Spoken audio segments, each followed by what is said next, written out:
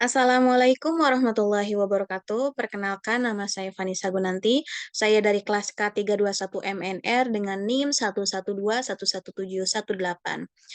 Saat ini, video ini saya persembahkan dalam rangka evaluasi akhir semester mata kuliah perilaku organisasi. Lalu, tema video yang saya ambil adalah tentang komunikasi yang baik dalam dunia kerja. Judul presentasi saya yaitu membangun komunikasi yang baik dalam dunia kerja. Kita lanjut ke pembahasan materi. Apa sih itu definisi komunikasi? Dalam beberapa pengertian, baik itu menurut KBBI atau para ahli, sebenarnya kita semua bisa menyimpulkan intinya bahwa komunikasi adalah proses pemindahan berita ataupun pesan dari maksudnya dari seseorang ke penerima dengan tujuan untuk mengubah perilaku atau keputusan si penerima pesan. Artinya dalam arti mempengaruhi orang tersebut. Di masa lalu, komunikasi itu hanya bisa dilakukan secara langsung. Namun seiring berjalannya waktu dengan teknologi yang semakin maju dan juga canggih, akhirnya berhasil menemukan banyak cara untuk berkomunikasi dengan orang lain, baik itu secara langsung maupun tidak. Lanjut, komunikasi dalam dunia kerja. Komunikasi ini sangat penting, bukan hanya dalam dunia kerja saja, dalam kehidupan kita sehari-hari, dalam cara kita bersosialisasi dengan orang lain, komunikasi itu sangat penting. Komunikasi itu adalah salah satu cara untuk kita berinteraksi, karena kita sebagai manusia yang di mana itu makhluk sosial yang harus berinteraksi dengan orang lain. Komunikasi di tempat kerja adalah sebuah proses pertukaran informasi dan ide baik dilakukan secara verbal maupun nonverbal antara satu orang ataupun kelompok dengan orang atau kelompok yang lainnya dalam sebuah organisasi eksternal maupun internal. Ini termasuk juga seperti berkomunikasi tentang tugas individu, berbagi pembaruan status proyek, ataupun memberikan umpan balik kepada manajer atau pegawai. Kita lanjut. Apa sih tujuan sebenarnya komunikasi itu? Dalam general, dalam hal umum, komunikasi ini bertujuan yang pertama, agar pesan tersebut disampaikan dan dimengerti oleh penerima pesan atau penerima komunikasi kita, sehingga tidak menimbulkan kesalahpahaman apapun. Diterima dengan baik dan juga kita memberi pesan tersebut dengan jelas dan mudah dipahami oleh orang lain. Lalu yang kedua, komunikasi ini tujuannya untuk kita tuh bisa dikenal oleh orang lain. Lalu yang ketiga, bisa diterima oleh orang lain dan lingkungan, baik itu keberadaannya maupun gagasan yang kita sampaikan. Selanjutnya, ada yang namanya fungsi komunikasi.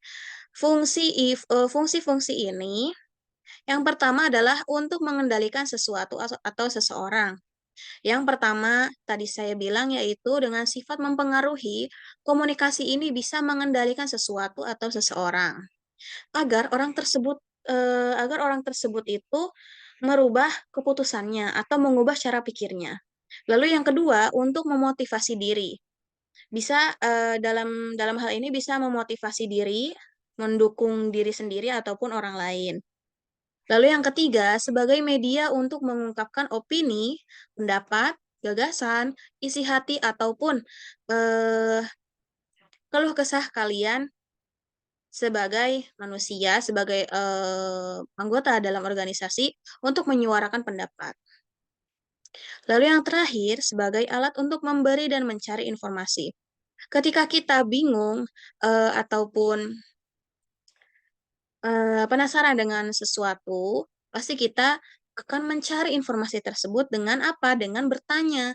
Bertanya itu berarti kita harus berkomunikasi dengan orang lain. Bisa berinteraksi dengan orang lain yang tadi sudah saya bahas, bisa terjadi secara langsung maupun tidak langsung. Dengan banyaknya teknologi pada zaman ini, kita bisa mencari informasi tersebut itu bisa dari media sosial, lalu internet, lalu juga web-web lainnya. Lalu alat untuk memberi informasi. Nah, ketika kita memberi informasi, apakah informasi tersebut akan diterima dengan yang sama pula ataupun tidak oleh penerima komunikasi kita, yang terjadi percakapan antara kedua belah pihak. Nah, di situ komunikasi ini sangat berperan penting bagaimana cara kita memberi pendapat, memberi informasi, ataupun menerimanya.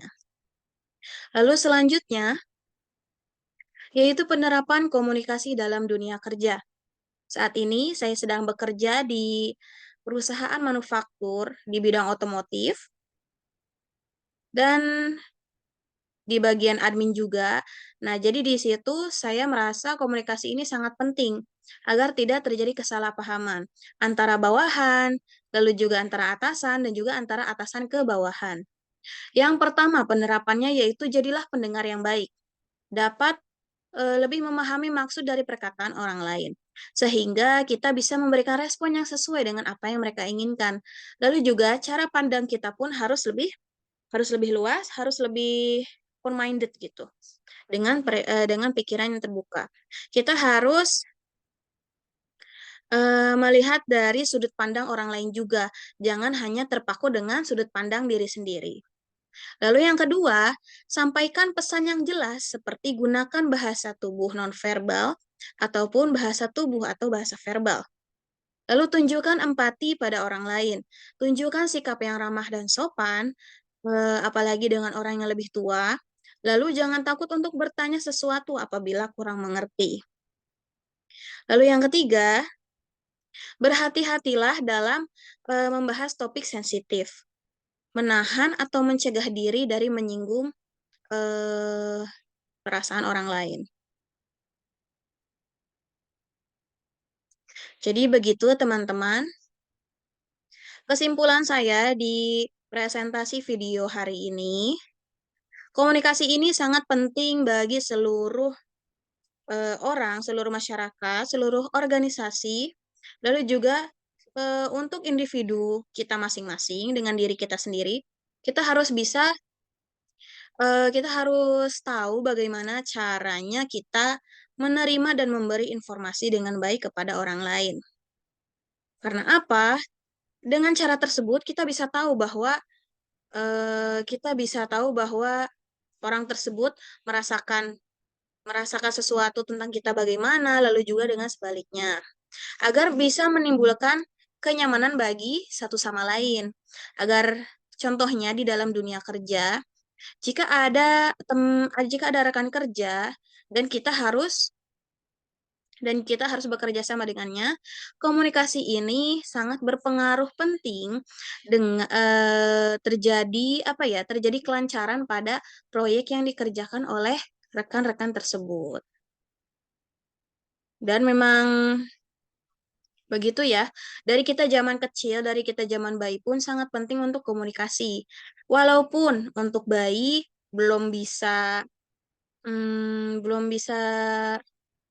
bercakap dengan benar, bicara dengan benar, lalu juga belum jelas. Nah, di situ pun ada komunikasi yang terjadi antara anak bayi dengan orang tuanya sendiri. Begitu teman-teman. Saya harap semoga materi ini bisa bermanfaat bagi kita semua. Saya mohon maaf bila banyak kesalahan kata, walaupun video ini sudah yang keberapa kalinya di video YouTube saya. Saya mohon maaf. Terima kasih. Vanessa Gunanti undur diri. Wassalamualaikum warahmatullahi wabarakatuh. Sampai jumpa lagi.